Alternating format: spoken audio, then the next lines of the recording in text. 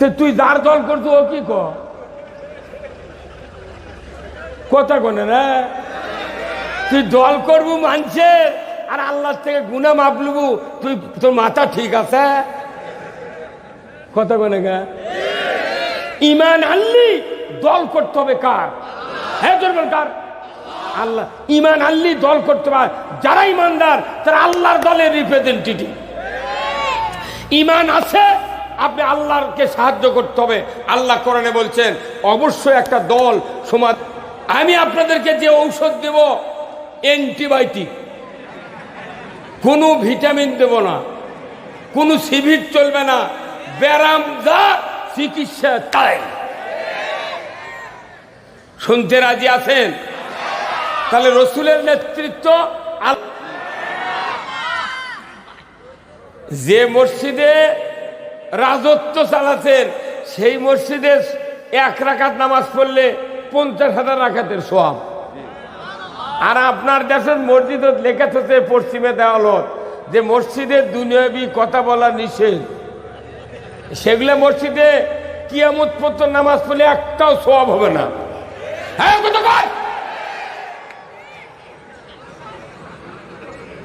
কোন সাহস তোমার? কিসের সাহস? যে মসজিদ থেকে নবীজি সুদ হারাম করেছেন, হ্যাঁ জনগণ ঠিক কিনা? যে মসজিদ থেকে চুরি বন্ধ করেছেন, জেনার সঙ্গে সেরা আইন কায়েম করেছেন, যে মসজিদ থেকে ঘুষ বন্ধ করেছেন, লটারি বন্ধ করেছেন, যে মসজিদ থেকে হুন্ডা চুরি, গরু চুরি, জুতা চুরি বন্ধ করেছেন, সেই মসজিদে 1 রাকাত নামাজ পড়লে 50,000 রাকাতের সওয়াব। তার মানে রসুলের মসজিদে রাজনীতির আখড়া ছিল, আর আমাদের দেশের মসজিদে রাজনীতির কথা কলি কয় তুমি বাড়াও, তোর বাপও জান্নাত পাবে না, তোর বুড়া বাপও জান্নাত পাবে না। মসজিদে যারা রাজনীতির কথা বলতে দেয় না, এরা মুনাফিক, এরা পাক্কা মুনাফিক, এরা ইসলামের দুশমন, নবীর দুশমন, কোরআনের দুশমন।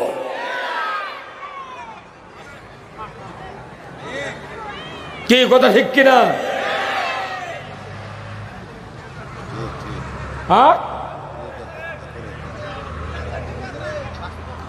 ঠিক আছি তো,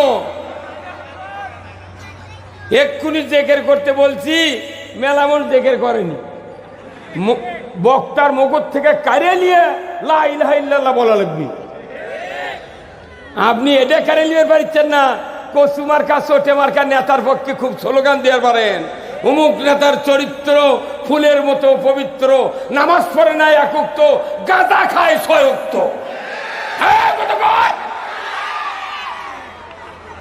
কিসের নেতা তুমি? তোমার নামাজ নাই, তাকওয়া নাই, আল্লাহর আইন মানার ইচ্ছা নাই, তুমি নেতা হতে পারো না।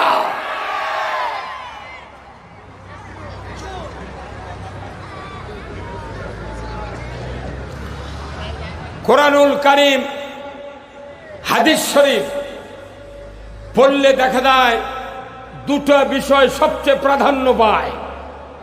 একটা হলো আল্লাহর আনুগত্য আর রাসূলের নেতৃত্ব। যার জীবনে আল্লাহর আনুগত্য নাই, রসুলের নেতৃত্ব মেনে নেওয়ার ইচ্ছা নাই, এই ব্যক্তি জাহান্নামী। আমাদের দেশে দীর্ঘদিন স্বাধীন হচ্ছে, কত মানুষ ক্ষমতা গেল। 17 জন প্রধানমন্ত্রী গেছে, 17 বার আইন সংস্করণ হচ্ছে। এইবার ডক্টর ইউনূস 18 দেওয়া হচ্ছে। কথা কন, এই সরকারগুলো কি হিন্দু আছিল? লঘুনালা এরা কি কপালত মাটির ল্যাপ দিচ্ছিল? এরা সব মুসলমানের দাবিদার। এরা তাহাজ্জুদ পড়ে, কোরআন পড়ে, বসি দেয়া মাছ মারে, আবার পলেও যায়। কথা বল না? মুসলমান যদি রাষ্ট্র ক্ষমতায় যায়, আল্লাহ তাআলা বিধান দিয়েছেন 4টি দফা চালু করতে হবে। এই কয় দফা? 4 দফা।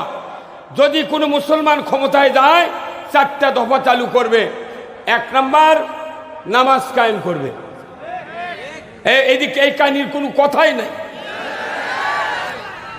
কি কায়েম করবে? নামাজ। বাংলাদেশে কি নামাজ কায়েম আছে? বাংলাদেশে 90,000 মাদ্রাসা, 5,12,000 মসজিদ, এত মুয়াজ্জিন, 8.5 লক্ষর মতো শিক্ষক শিক্ষিকা, 20,000 পীর, 3 কোটি জাকের, 2 কোটি 4 লাখ তবলিগের লোক, হাজার হাজার ইমানদার, লক্ষ লক্ষ হাজি। এদেশে নামাজ কায়েম নাই।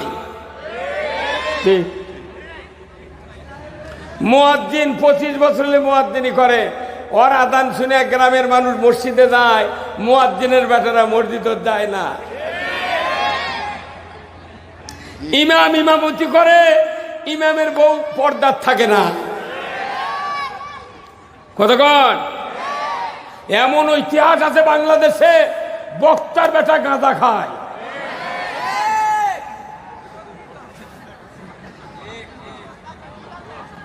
আমি আপনাদেরকে যে ঔষধ দেব অ্যান্টিবায়োটিক, কোনো ভিটামিন দেব না, কোনো সিভিট চলবে না, ব্যারাম যা চিকিৎসা তাই।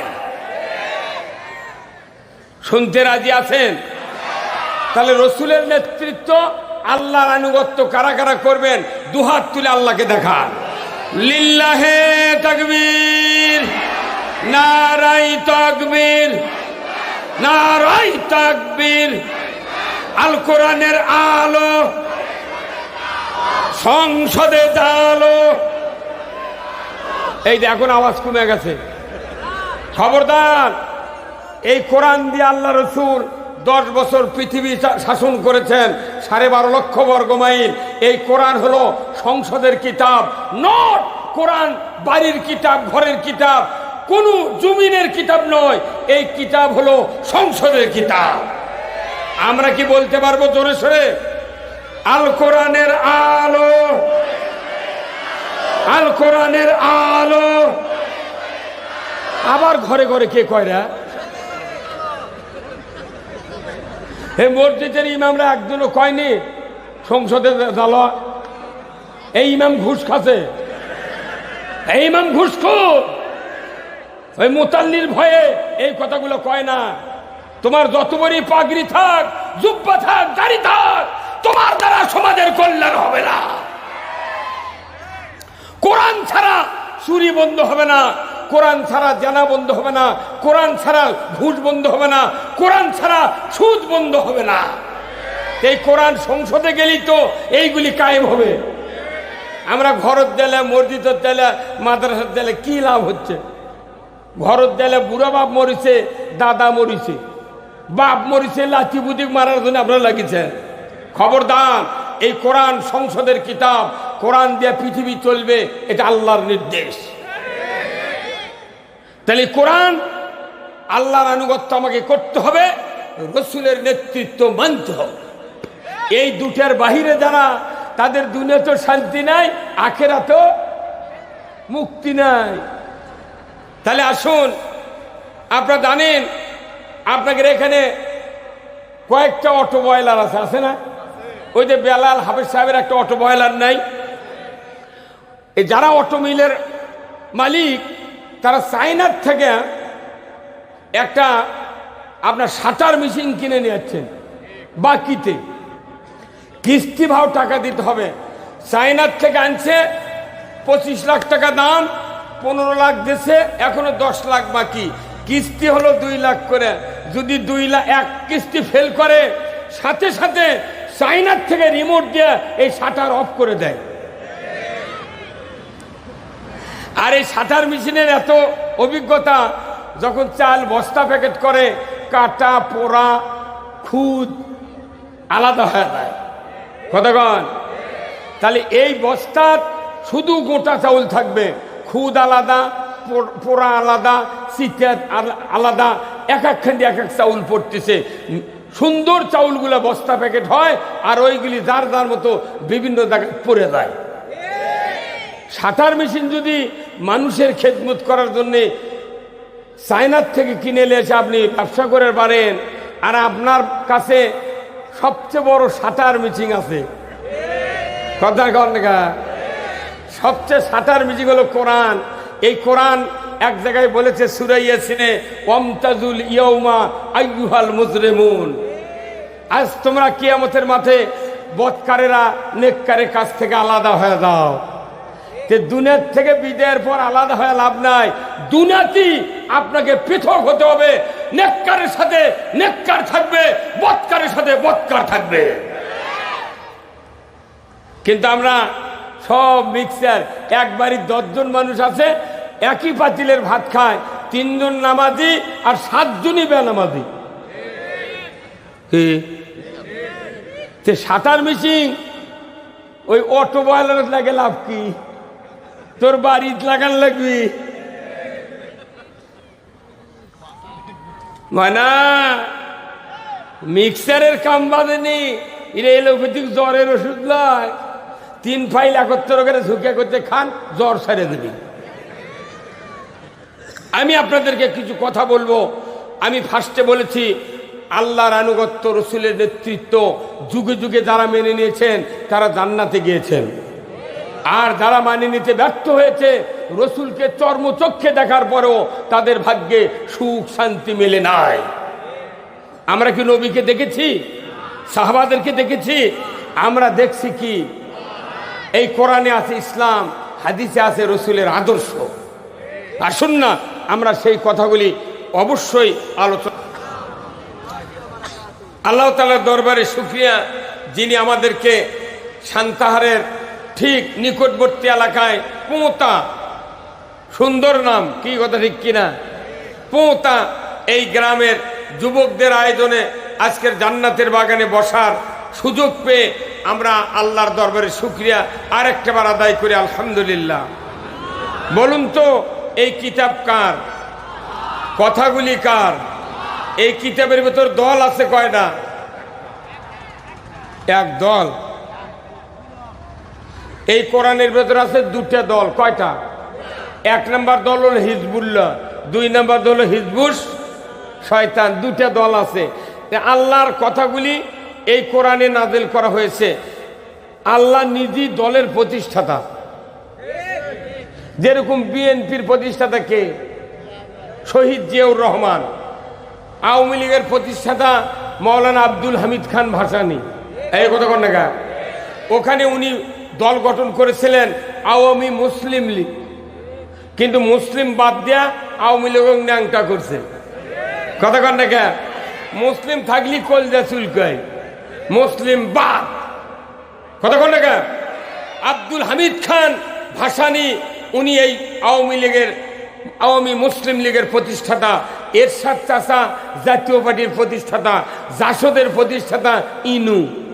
রাশেদ খান মিলন ওয়ার্কার্স পার্টির প্রতিষ্ঠাতা। গণ অধিকার পরিষদ নূর। কত কোনে গা? 242। তবলিগের প্রতিষ্ঠাতা ইলিয়াস। জামাতের প্রতিষ্ঠাতা মাওলানা মওদুদি রহমতুল্লাহ আলাইহি। কত কোনে গা? ফজলুল করিম চরমনার ওই ইসলামী আন্দোলনের প্রতিষ্ঠাতা। হাত পাকা। প্রত্যেকটা দলের প্রতিষ্ঠাতা আছে, মানুষ তারা দল প্রতিষ্ঠিত করেছে। আর আল্লাহ নিজে হিজবুল্লাহর দলের প্রতিষ্ঠাতা। এই জন্য কোনো কথা ঠিক কিনা? হয়তো বলবেন হুজুর উঠেই দল মানে কি? দল ছাড়া পৃথিবীর থেকে কেউ যদি বিদায় হয় সে জান্নাতে যেতে পারবে না। এই জন্যই দলের কথা বললাম। যদি এখানে একদিন কেউ তারাবির নামাজ, একদিন কেউ ঈদের নামাজ পড়ে থাকেন, ওই ব্যক্তি মারা গেলে তার কবরে পড়া হয় বিসমিল্লাহি ওয়া আলা মিল্লাতে। হে আল্লাহ, তোমার নাম নে মাইয়াতকে রসুলের দলে উঠায় দিলাম। তাহলে দল এত প্রয়োজন, মরার পরেও দলের ঢোকা লাগে। কথা কোনা রে? তো মরার পরে যদি দলের ঢোকা লাগে, বাঁচা থাকতে তো দল করা লাগবে।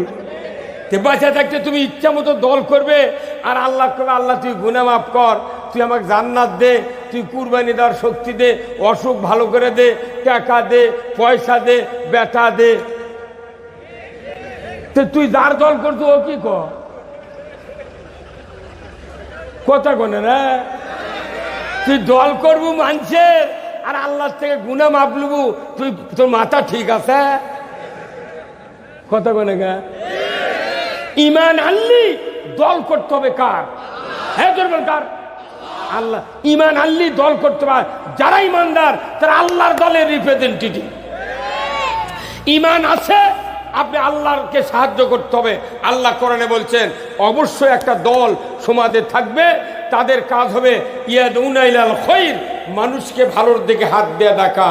ইয়ামুরুনা বিল মারুফ ওয়া ইয়ানহাউনা আনিল মুনকার, তোমরা ন্যায়ের আদেশ করবে, অন্যায়ের বারণ করবে। ওয়া উলাইকা হুমুল মুফলিহুন, তোমরাই সফল কাম। জোরে কর আল্লাহু আকবার।